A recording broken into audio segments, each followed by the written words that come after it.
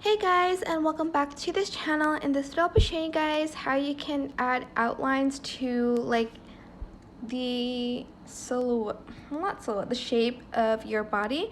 Super simple. Just select your video and then select the cutout button, which is right here, and then select remove background. You can also use customize cutout, I think, but you're actually just going to select cutout stroke.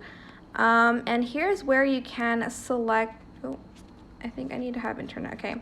Here's where you can select some outlines. You have a lot, well, you have like 4 options you can choose from, but if you have the pro version, you have 7 options to choose from. You can basically select from like these options. I like this one the best, but you can, select whichever one you want. Then you can also select the color that you want the outline to be. You can adjust the sizing as well, and also the opacity. And once you're done, just press the check mark button, and that is it. I hope this tutorial was helpful for you guys.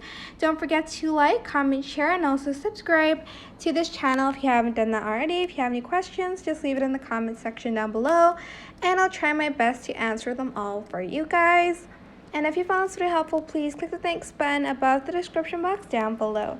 Thank you so much for watching. Bye!